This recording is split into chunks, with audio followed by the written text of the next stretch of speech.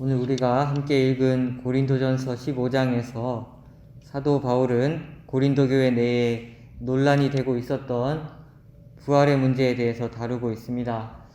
당시에 고린도 교회뿐만 아니라 1세기를 살아가던 많은 사람들 사이에 이 부활의 문제는 큰 논란거리였던 것 같습니다. 사도행전 17장 32절에 보면 바울이 죽은 자들의 부활을 전할 때 어떤 사람들이 그 도를 조롱하였다고 기록하고 있는데, 아마 이 시대의 사람들 중에 적지 않은 이들이 부활에 대해 믿지 않을 뿐더러 부활의 믿음을 가진 이들을 조롱하는 분위기가 형성돼 있었을 것을 추측해 볼 수 있습니다. 특별히 헬라 철학 영향을 받은 지식인들 사이에 이런 모습들이 발견되어졌을 것입니다. 헬라인들의 철학 사상을 담고 있는 고대 문헌 자료들을 보면 그들 중에는 사람이 죽은 이후에 영으로 남아서 땅속 깊은 곳을 떠돌아 다닌다고 믿고 있던 자들이 많았던 것을 보게 됩니다. 또 우리가 잘 알고 있는 것처럼 예수님께서 사역하실 당시에도 율법을 중요시하며 경건한 삶을 살아가려고 했던 자들 중에도 부활을 믿지 않았던 자들이 많이 있었음을 보게 됩니다. 곧 사두개인들이 그러한 자들인데, 이들은 율법을 믿고 지키며 살면서 나름대로의 신앙관을 가지고 엄격하게 살아가던 자들이었지만 부활의 문제에 대해서는 도무지 알지도 못했고 또 믿지도 못하던 자들이었습니다.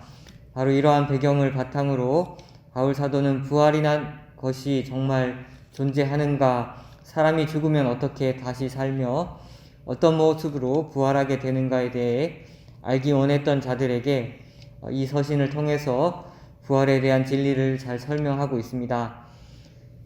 우리가 읽은 본문 바로 다음에 나오는 단락인 15장 35절부터는 이런 부활의 구체적인 모습에 대해서 설명하고 있습니다. 당시 헬라 철학자들이 믿었던 것처럼 인간이 죽은 후에 영이 되어서 땅속에 영원히 떠돌아다니는 잘못된 지식에 반박하며 바울 사도는 우리가 죽은 이후에 반드시 육체를 가지고 살아날 것이며 그 육체는 지금 우리가 가지고 있는 것과 같이 연약하거나 다시 썩거나 망가지는 육체가 아니라 영원하고 영광스러운 썩지 않을 온전한 몸을 입고 부활하게 된다는 것에 대해서 설명하고 있습니다. 바울 사도는 오늘 본문에서 예수 그리스도를 믿었던 신앙인들, 즉 고린도 교회 안에서 함께 신앙생활을 하면서도 이렇게 부활이 있다는 사실을 의심하며 도무지 믿지 못하던 자들을 향해서 부활이 반드시 있을 것이라는 사실을 논증하고 있는 것입니다. 29절의 말씀을 보면 첫 번째 논지가 나오는데, 그것은 만약 사람이 부활이 있다는 것을 도무지 믿지 않는다면 어찌하여 어떤 사람들이 죽은 사람을 위해 세례를 받고 있는가 하는 것입니다. 물론 이 구절은 오해의 소지가 큰 본문이긴 하지만 이 말씀에 대한 많은 전통적인 신학자들은 비슷한 해석을 하고 있습니다.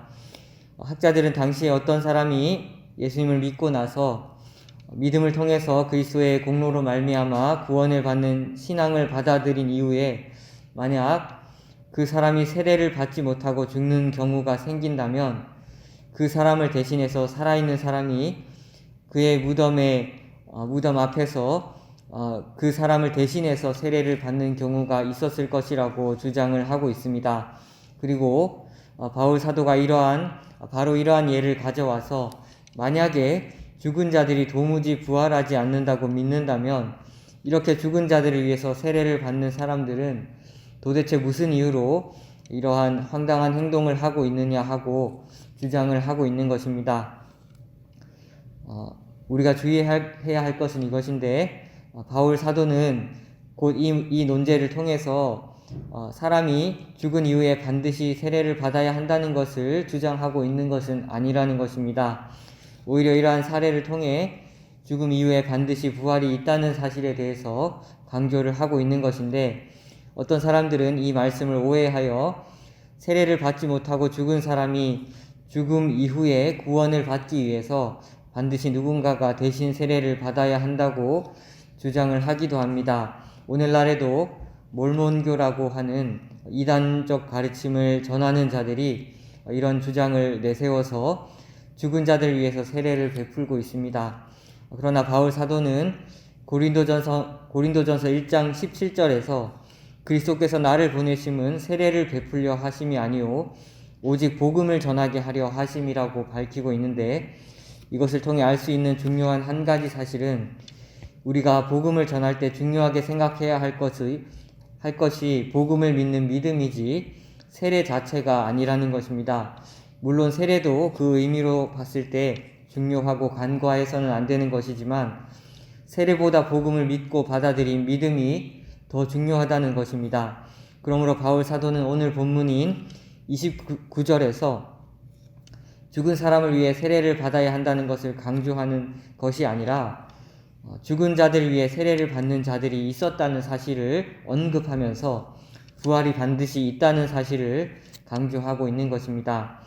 개역개정 성경에는 이런 일을 행하는 자들에 대한 주어가 분명히 나오지 않지만 영어 성경과 헬라어 성경을 보면 이런 일을 행하는 자들이 그들이라는 3인칭 복수 형태의 주어로 나옵니다.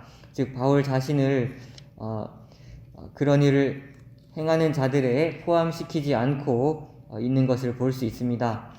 이어서 바울 사도는 30절부터 32절까지에서 부활이 반드시 있다는 사실을 설명하기 위해 그의 두 번째 논지를 사용하고 있습니다. 바울이 사용하고 있는 두 번째 논지는 바로 사도 바울 자신의 삶이었습니다. 바울을 포함하여 초대교회 당시 많은 부활 신앙을 가진 이들은 온갖 고난과 박해와 살해와 테러의 위협을 받으면서도 그런 눈에 보이는 협박이나 두려움에 흔들리지 않는 삶을 끝까지 살아갔습니다. 예수님의 부활을 목격한 자들은 11사도를 포함하여 500여 명이 넘는 사람들이었습니다. 만약 이들이 그리스도께서 부활하신 것을 보지 못했으면서 거짓말로 부활을 지어낸 것이었다면 그들 중 대부분은 죽음의 위협 앞에 굴복하고 편하고 쉬운 길을 택하고 말았을 것입니다. 그러나 우리가 잘 알고 있는 것처럼 초대교회 성도들은 사자밥이 되거나 불에 타 죽음을 당해 자기 목숨을 빼앗기는 일이 있더라도 끝까지 믿음을 지켜 살아갔습니다. 이는 이들이 목격했고 또 믿고 있는 분명한 부활에 대한 소망과 확신이 아니면 불가능한 일입니다.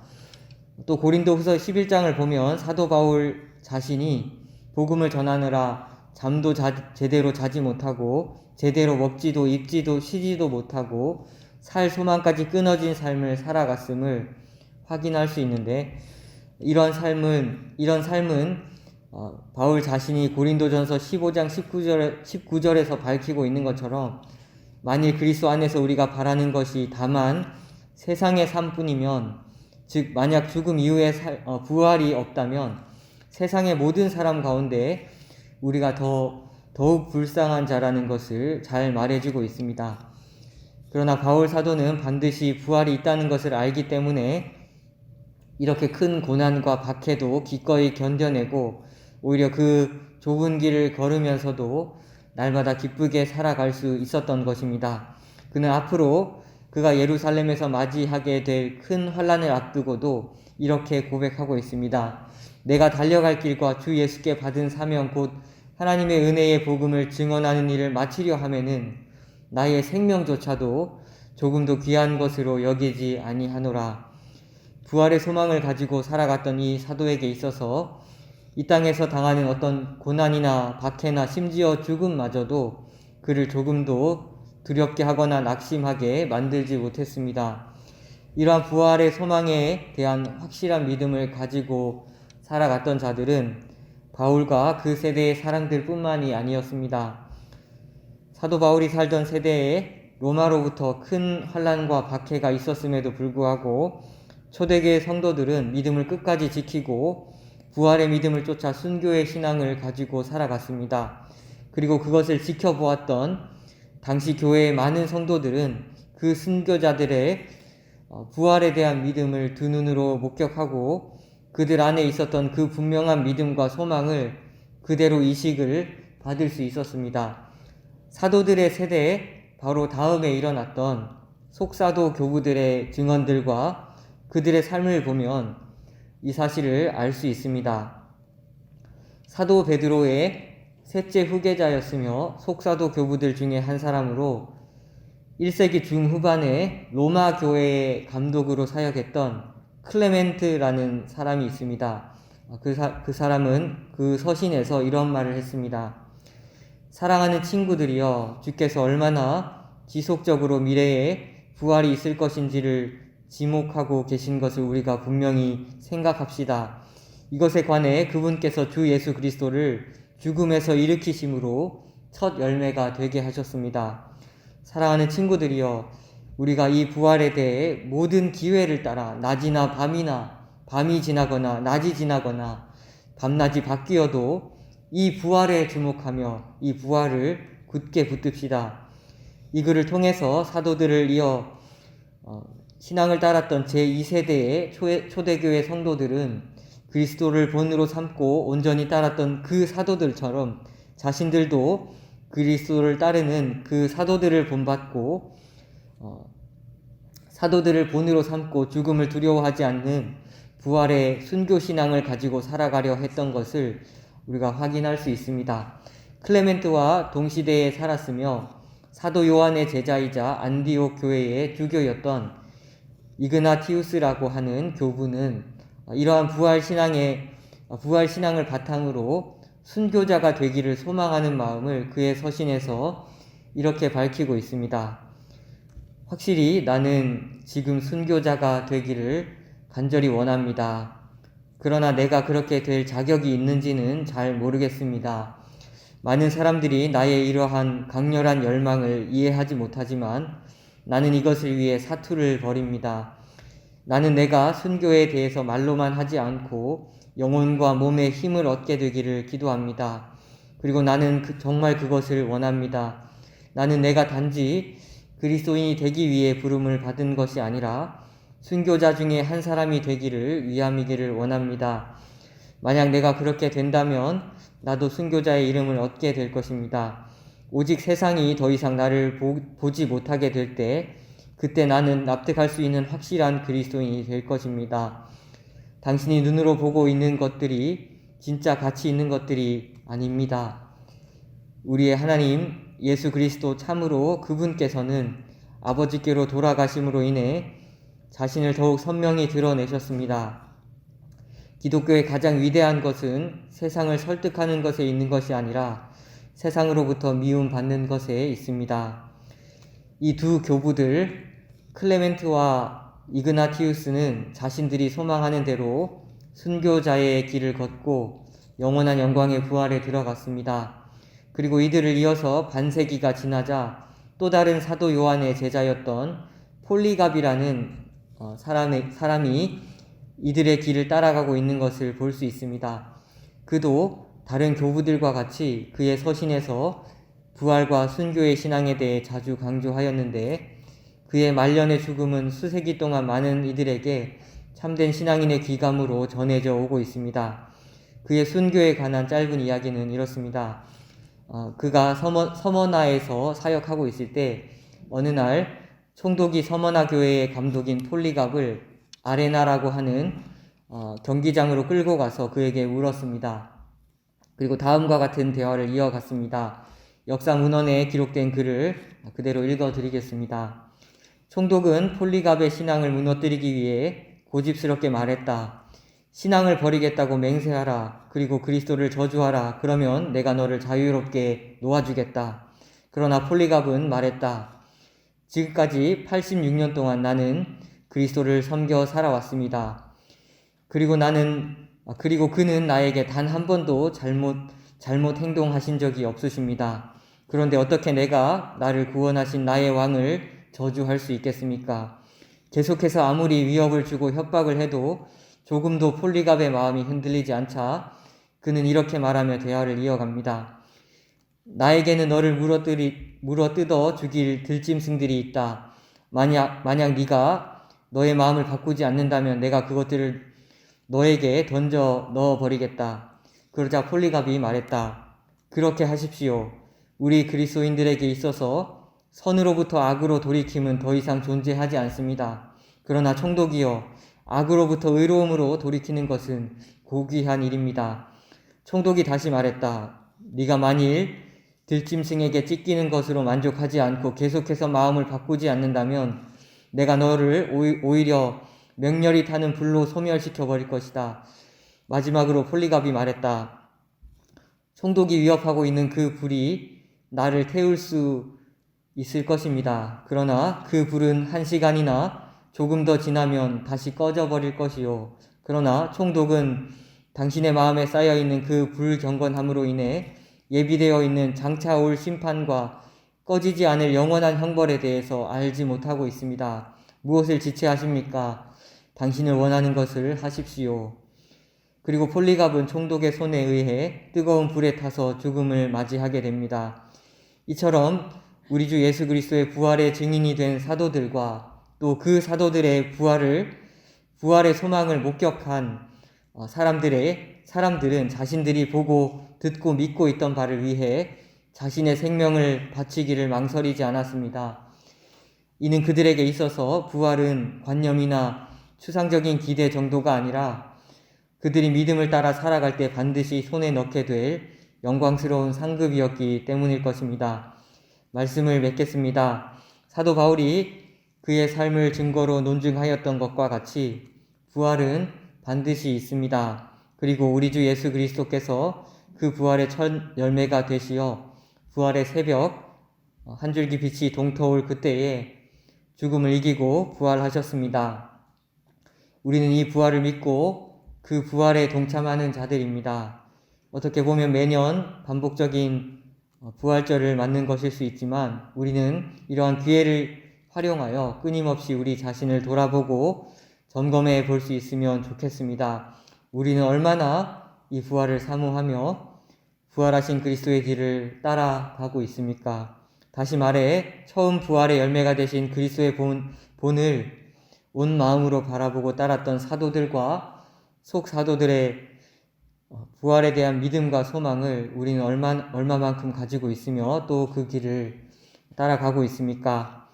바울 당시 있었던 많은 헬라 철학자들처럼 오늘날에도 많은 사람들이 부활에 대해 도무지 알지도 못할 뿐더러 오히려 그러한 부활을 믿는 신앙을 가진 자들을 조롱하고 비웃는 이러한 세대 가운데 살아가고 있습니다. 이러한 세대 가운데 우리는 정말 부활을 가진 그리스도의 길을 따르는 성도로 살아가고 있습니까?